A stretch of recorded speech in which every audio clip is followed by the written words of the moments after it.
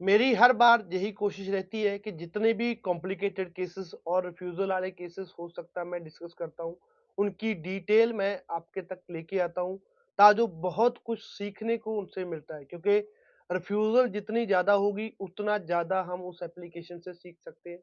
और जो स्टूडेंट 1 या 2 रिफ्यूज़ल आने के बाद घबरा जाते हैं, उनके लिए बहुत अच्छी सपोर्ट इन केसेस को देख के रहती है। सो इसी कोशिश के तहत मैं डेली बेसिस पे ये एप्लीकेशन आपके साथ डिस्कस करता हूँ। आज जिस एप्लीकेशन के बारे में हम बात करेंगे, वो सुखदीप सिंह की है और सुखदीप सिंह जो कि फरीदकोट के रहने वाले हैं। सुखदीप सिंह इनकी ओरिजिनल पासपोर्ट रिक्वेस्ट पहले आप देख सकते हो। अभी ये पासपोर्ट रिक्वेस्ट तक का जो सफर है सुखदीप सिंह का कोई इतना इजी नहीं रहा। स्टूडेंट की एक नहीं, दो नहीं, 3 स्टडी वीजा में रिफ्यूजल थी और जो स्टूडेंट की रिफ्यूजल थी कहीं ना कहीं मेरा मानना है कि उसमें टोटली कंसल्टेंट और स्टूडेंट की मिस्टेक हम बोल सकते हैं क्योंकि बहुत बार होता है कोविड के बाद बोला जाता है कि हाई कमीशन कई बार अच्छी एप्लीकेशन को रिफ्यूज कर देती है, बट वो हर एक एप्लीकेशन पे एप्लीकेबल नहीं होता। सुखदीप जैसी और भी बहुत सारी एप्लीकेशन है जिनमें पहला जो कसूर होता है वो हम कंसल्टेंट का बोल सकते हैं क्योंकि उनको पता ही नहीं कि ये काम कैसे होना था और बिल्कुल गलत डिसीजन जो लेते हैं। और दूसरा स्टूडेंट के क्योंकि स्टूडेंट ने उस बंदे को वो डिसीजन लेने दिया at the end. Profile student की है, जिंदगी स्टूडेंट की है, तो स्टूडेंट ने इतना गलत डिसीजन किसी को अपनी एप्लीकेशन पे क्यों लेने दिया? आप अपनी एक ज़िंदगी किसी के कहने पर क्यों दाँव पे लगाते हो? खुद अपना होमवर्क क्यों नहीं करते? आज का जो टाइम है, आजकल हर एक इन्फॉर्मेशन ऑनलाइन अवेलेबल है। किसी कॉलेज के ऑफर के बारे में आप बात करो, कोई कंसल्टेंट आपको बोलता है कि आप इस कॉलेज में अप्लाई करो, तो आप उसकी वेबसाइट पे जा सकते हो। पूरी की पूरी डिटेल उनकी वेबसाइट पे अवेलेबल है। इमिग्रेशन प्रोग्राम या स्टडी वीज़ा का जो प्रोग्राम है, उसके बारे में आपको डिटेल में जानना है। फॉर एग्ज़ाम्पल एसटीएस कैटेगरी के बारे में जानना है, तो एसटीएस कैटेगरी कनाडा सर्च करोगे, तो सबसे पहली tab he government of Canada की ऑफ़िशियल वेबसाइट की आएगी और उसपे सारी की सारी डिटेल आप स्टडी कर सकते हो। सो सुखदीप की एप्लीकेशन की बात करें, तो इनका एजुकेशन बैकग्राउंड अगर बात करें, तो डिप्लोमा इन फार्मेसी, जिसको डी फार्मेसी भी बोलते हैं, with first division in 2017। Student ने 2017 में डिप्लोमा इन फार्मेसी किया है। उसके बाद एज ए फार्मासिस्ट इनका जो एक्सपीरियंस है, जो 10 अप्रैल 2018 से उसके बाद सितंबर 2019 तक का है। सो पहले सबसे बड़ी मिस्टेक, जो स्टूडेंट एक डिप्लोमा करके एक फार्मासिस्ट नहीं बन सकता।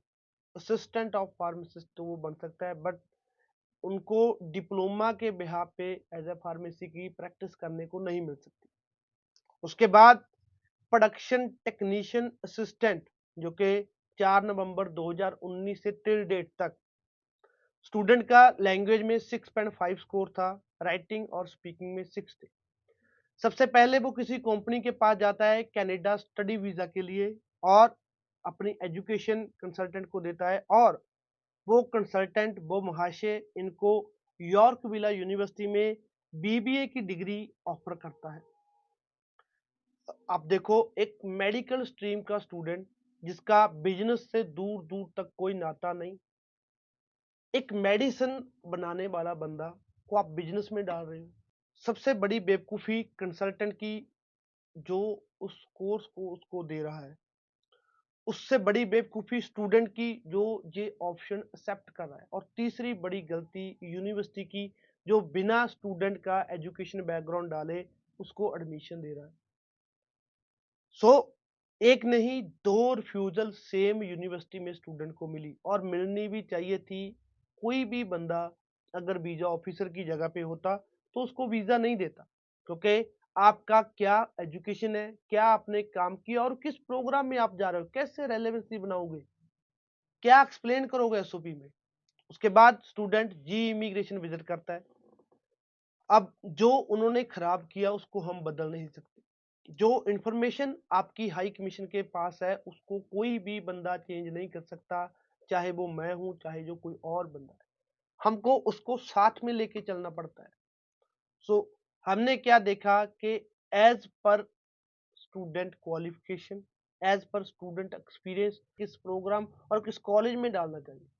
सो यॉर्कविला को हमने इग्नोर किया, बिज़नेस की जो बीबीए थी उसको हमने इग्नोर किया। हमने रेड रिवर कॉलेज में फार्मास्यूटिकल एंड फूड मैन्युफैक्चरिंग का प्रोग्राम इनको लेके दिया, जो कि कहीं न कहीं एक सर्टिफ़िकेट प्रोग्राम है और उसमें डी फार्मेसी वाले स्टूडेंट जा सकते हैं। पहली बार हमने भी अप्लाई किया, बहुत अच्छी प्रेज़ेंटेशन दी।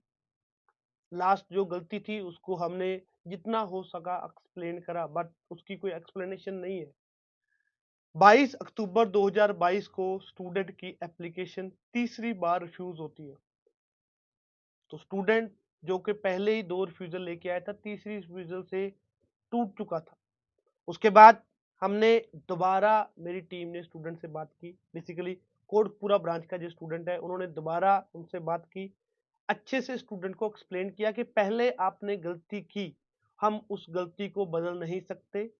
हमने एक बार ट्राई किया, हमें लग रहा है कि इसमें आपका, अगर आपका वीज़ा आएगा तो इसी में आएगा। हमने दोबारा फिर वो एप्लीकेशन की, चाहे स्टूडेंट का लैंग्वेज में 6 सीट थे, बट फिर भी हमने, चाहे वो एसटीएस कैटेगरी में था, फिर भी हमने 15,94,000 के करीब फंड्स शो किए, यानी 16 लाख के करीब फंड्स दिए। और 10/2/2023 को हमने इनकी एप्लीकेशन सबमिट की वीज़ा के लिए। दोबारा फिर स्टूडेंट की 4th एप्लीकेशन थी, हमारी 2nd एप्लीकेशन थी। तो उसके बाद 1.5 महीने के बाद स्टूडेंट की एप्लीकेशन स्टडी वीज़ा के लिए अप्रूव होती है। उनको ये लेटर, जो कि ओरिजिनल पासपोर्ट रिक्वेस्ट जिसको बोला जाता है, वो आता है। तो कहीं न कहीं स्टूडेंट का कनाडा स्टडी वीज़ा पे जाने का सपना पूरा होता है और थोड़ा बहुत रोल उसमें हमारा भी रहा। सो मैं बार-बार बोलता हूँ, नो डाउट हाई कमीशन भी ऐसे डिसीज़न दे रहा है जिसको देखना, या जिसको अगर हम डिटेल में जानेंगे तो कहीं न कहीं हमें लगता है कि वो गलत है। बट कई बार सामने से भी हम इतनी बड़ी-बड़ी गलती कर देते हैं कि उस पे वीज़ा मिलना इम्पॉसिबल है, जैसे सुखदीप और उसके कंसल्टेंट ने की थी। सो ऐसी गलती करने से बचिए। कंसल्टेंट और स्टूडेंट का जो काम है, एक अच्छी प्रेजेंटेशन हाई कमीशन में देना। जितना अच्छे से हो सकता है आप एप्लीकेशन प्रेजेंट करो, जितना अच्छे से हो सकता है अपने थॉट्स, जो स्टूडेंट को लगता है कि उसके लिए सही है, वो एसओपी में लिखो। एसओपी कभी किसी की कॉपी नहीं करनी चाहिए। अगर एसओपी भी आपको कॉपी करनी पड़ी तो आप क्या स्टडी करोगे कनाडा में जाकर? जो आपको एक्चुअल में लगता है वो एक्सप्लेन करो, अच्छे से एक्सप्लेन करो। अगर सामने वाला बंदा आपकी एप्लीकेशन को पढ़ेगा तो डेफिनेटली जो रियल थॉट्स होते हैं ना, वो हर किसी को समझ में आते हैं, और जो कॉपी किया हुआ मटेरियल हो वो भी सभी को समझ में आता है। तो चाहे 1 पेज की, हाफ पेज की एसओपी लिखो, बट खुद लिखो। अच्छे से अपना जो वे है, वो रीज़न है, एक्सप्लेन करो। आपकी फैमिली का क्या बैकग्राउंड है, आपकी एजुकेशन का क्या बैकग्राउंड है, आपका फाइनेंशियल स्टेटस कैसा है, क्यों आपको कनाडा जाना है, सब कुछ लिखो। एक सिंपल एसओपी, आपकी लैंग्वेज नहीं कोई चेक कर रहा, वो आपका लैंग्वेज का टेस्ट हो गया, आपने दे दिया, उसमें रिक्वायर्ड बैंड स्कोर आपने ले लिया। अभी एसओपी आपने कनाडा क्यों जाना है वो लिखना है, चाहे इसको सिंपल लैंग्वेज में भी लिख दो, 5.5 बैंड की राइटिंग में भी इसको एक्सप्लेन कर दो, तो सामने वाले बंदे को समझ में आना चाहिए। आपका जाने का कारण समझ में आना चाहिए, ना कि उसने आपकी वोकैब्युलरी देखना है कि स्टूडेंट ने क्या-क्या डाला है उसमें। एक्सप्लेन करोगे तो डेफिनिटली आपको एक ना एक दिन आपकी एप्लीकेशन अप्रूव होगी। धन्यवाद।